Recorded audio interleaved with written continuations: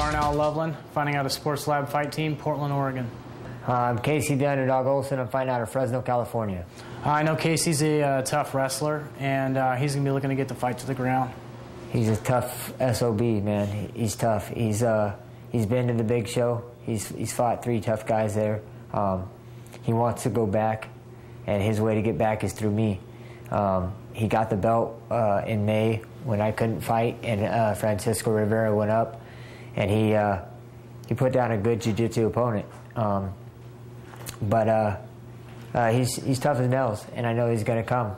You know, this is my first title defense, and you know, I'm really pumped to be the champion here at Tachi Palace, and I'm really expecting to make a statement here and show everybody I'm the champ. I'm here to stay, and I deserve this belt. I've never trained harder for anything in my life. This is the hardest I've ever trained in my 18 years of competing. I'm more ready for this than I've ever been in my life. This is something that I dreamed of when I first started fighting at Tachi. This is the reason why I came back, is to get this belt and hopefully go to the UFC. I mean, I'm more ready than I've ever been. Before my dad died, I made a promise that I was going to complete my goal, and that was winning this title. So this has been my vision quest. Casey Olson, 15-3, fighting out of Fresno, California. He hasn't seen action since winning unanimous verdict over Cody Gibson in March, but a neck injury kept him out of action this past May. He's a school teacher from Fresno, and he's a former model. He's one of the most popular local fixtures here in the Central Valley fight scene. He will have the strength of the partisan crowd behind him tonight as he vies for the TPF Bantamweight title. Shocking that Casey Olson, a man who's so dedicated to his craft in wrestling, is coming out to Lunatic Fringe by Red Rider. Honestly, it wouldn't surprise me if Ian Loveland came out to Lunatic Fringe. Of course not. Just keep the track on. Wouldn't surprise me if they just put Vision Quest on the big screen for the back of the fight. Let's just watch it, and then we'll fight afterwards. That's what I'm saying. You don't want to see Matthew Modine go through some drills? Casey Olson inciting the crowd here tonight in Lemoore. Getting clearly the loudest pop of the evening. Yeah, somehow I don't think Ian Loveland and his trout tattoo are going to be so well received. We saw Casey Olson very dominant in his wrestling game over Cody Gibson last time out here at Tachi. Can he do that tonight over the course of 25 minutes against Ian Loveland? It's going to be vastly, vastly harder. Ian Loveland is a very good wrestler, but he's also a wrestler that doesn't play games. If you come with a weak takedown against him, he's getting double underhooks, he's shucking you off, he's throwing punches. Ian Loveland, like we said, used to be an awkward striker. Now he's a less awkward but more powerful striker. That's what we saw against Alexander Crispin. Yeah, we need to point out that Crispin is no stand-up wizard and was a complete sitting duck. Right. But Ian Loveland didn't display that kind of power, that kind of tenacity before. He didn't attack and crush fighters with punches, even when he was vastly superior to them. Now, going back to the Gibson fight, Gibson started to really enjoy success when he just kind of threw everything, caution to the wind and started fighting like he was Nick Diaz. Can Ian Loveland do that right out the gate and pressure? I think he can, and one of the things that really goes well for him here is he's a fantastic wrestler too. I mean, Cody Gibson's a good wrestler, but he's long, he's lanky, and he couldn't get Casey Olson off his body. Ian Loveland, even if he gets taken down, he's good at getting back up quickly, he's good at landing short strikes inside, and this being 5 rounds is difficult too. I mean, Casey Olson has to try to wrestle Ian Loveland for most of this fight without getting hit with heavy shots or being taken down himself or tapped out. I mean, we've introduced the possibility of Loveland stand-up. He's a good grappler to boot. Ian Loveland is the reigning Tachi Palace Fights Bantamweight champion. He took his crown this past May, absolutely brutalizing Alexander Crispin before knocking him out in the first round. After a questionable release from the UFC following a split decision loss to Yves Jabouin, the Barn Owl from Oregon is looking to punch his ticket back to the big show with another sterling performance here at Tachi Palace Fights. So you mentioned, the questionable release. The Yves Jabouin fight, he arguably won. Yeah, I thought he won the fight. I mean, it goes that way. That's how the cookie crumbles. Sometimes you lose a fight. It's a numbers game. 135, 145, 125 in the UFC now. They don't get the same amount of roster space. They don't get the same amount of card space. Hell, they don't get the same amount of money.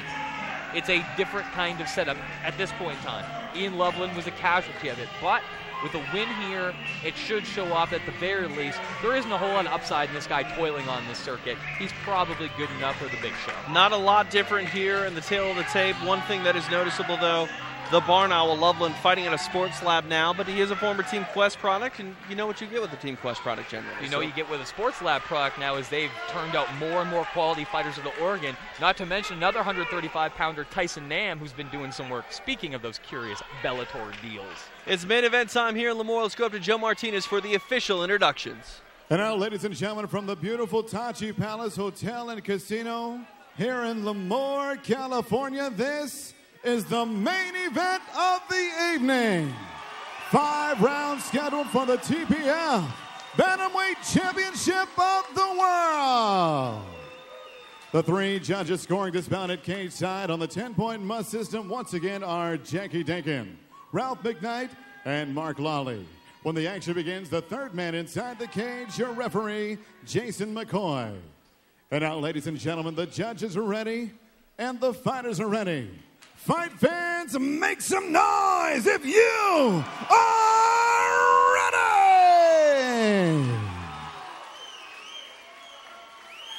Introducing to you first, fighting out of the red corner, a freestyle fighter standing 5 feet 8 inches tall. Official weight, 135 pounds. A veteran of the cage, he brings 15 victories and just 3 defeats. He represents all of Central California, fighting out of Fresno. Here is the challenger, the underdog, Casey Olson.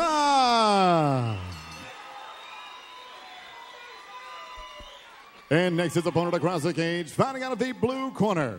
Also a freestyle fighter, he stands 5 feet 9 inches tall. Official weight, 134 1/2 pounds. This cage veteran brings 15 victories and 9 defeats. Fighting out of, representing Portland, Oregon, he is the reigning, defending TPF Bantamweight Champion of the World, the Barn Owl, Ian Loveland.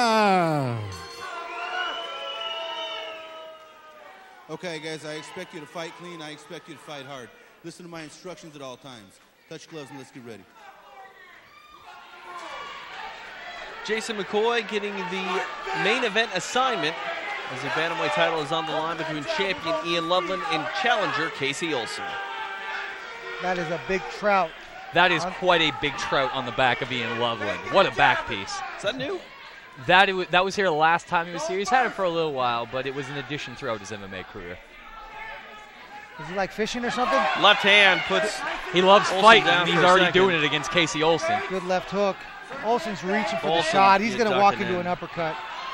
That's not going to be a very long night if Olson has that offensive attack from that far out with the takedowns.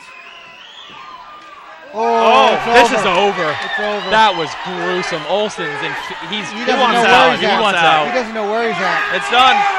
Ian Loveland victorious. 38 seconds. I think Casey Olson was just unconscious on Ian Loveland's arm. I think his arm was trapped underneath his unconscious body.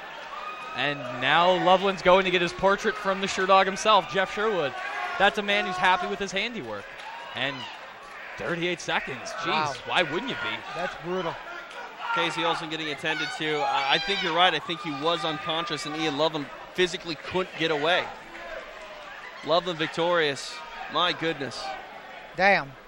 There it That is was in the rough. replay. That was rough.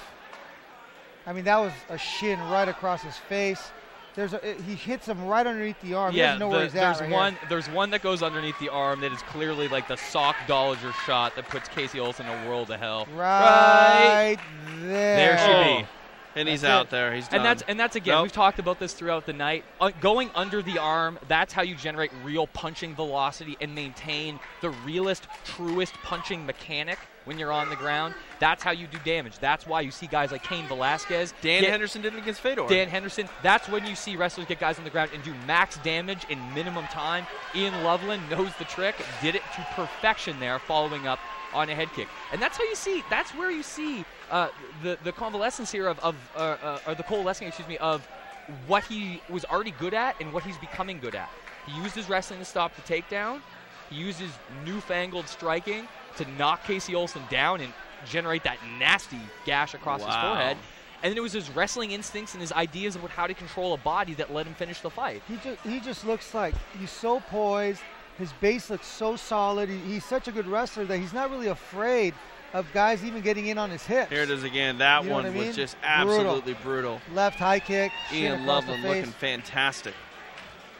How is this guy not in the UFC? We talked about it being questionable that he got cut in the first place. I think there's no question. If Sean Shelby needs a 35-pounder anytime soon, Ian Loveland's phone should definitely be kept on. I mean, I think it's an interesting question now. Who's the best 135-pounder from Sports Lab? Tyson Nam or Ian Loveland? We have some in-gym rivalry. Exciting. We're going to see Ian Loveland before we see Tyson Nam again, though. Have some hope for the man's legal situation. Red tape aside, though, Ian Loveland, a guy doing a good job to resuscitate his career out here in Lemoore, California, with 2 brutal first-round knockouts that should definitely earn him a second look from the UFC. You want to say hi to Sean Shelby again? I don't think I'm the guy who needs to say hi to Sean Shelby. I think Ian Loveland's the guy to do it, and he pretty much already did in 28 brutal seconds. He keeps looking at Ian Loveland keeps looking at his right hand. I wonder if he hurt it in that fight. He shook it out as well, so we'll see. Let's go up to Joe Martinez and get the official word. Ladies and gentlemen, 38 seconds, round number 1. Referee Jason McCoy puts a halt to the contest. Your winner by KO victory. Tonight he retains his title. He is still the Tachi Palace Fights Bantamweight Champion of the World, the Barn Owl, Ian Loveland.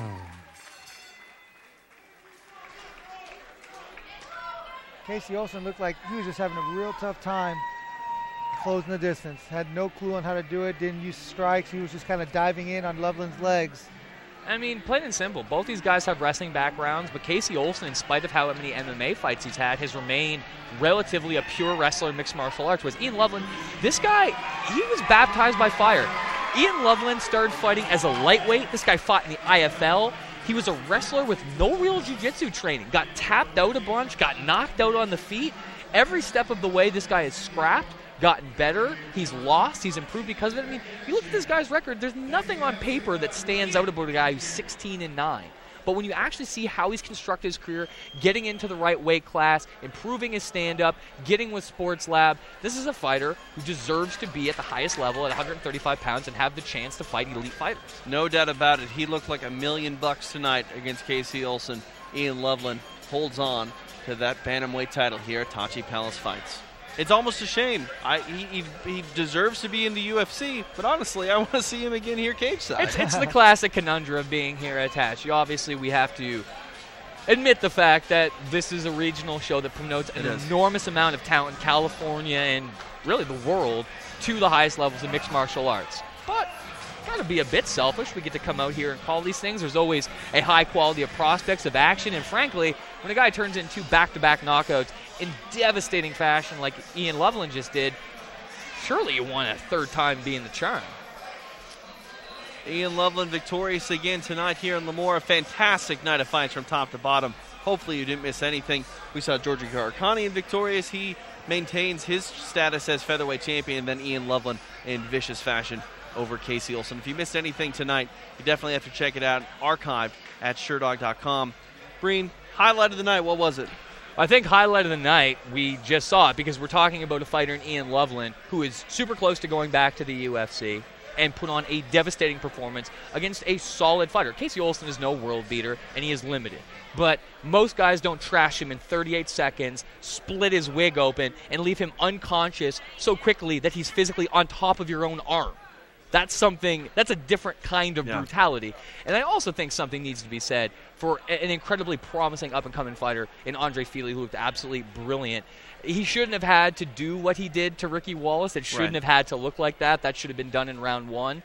But even though Marcus Rosales let it go on, Ricky Wallace showing the heart of the line, and Andre Fili showing the skill of a high-level prospect at 145 pounds. Javier, what did you take away tonight from TPF 14? Well, there was obviously a lot of finishes. Art Arciniaga's game plan I thought was great. I think it's special anytime you see a guy who's an underdog and obviously doesn't have the same skill level maximize his game to win. Art Arciniega, he can say, like, I beat Brad McDonald. I wasn't supposed to beat this guy. It's easily the biggest win of his career. And for a guy who just started taking his career more seriously, got new management, that's important. I think that's the kind of thing that someone would gloss over on a record and not really, like, see how it's important. But as Javi mentioned, I think there's a magic to that like, a lot of people wouldn't instantly appreciate. Yep. Well, that pretty much does it here tonight. A fantastic night of fights. And again, if you missed anything of TPF 14, you're going to have to check it out archived on Sherdog.com. He's Javier Vasquez. I'm TJ DeSantis. Hopefully we'll see you next time here at TPF 15 in Lemoore.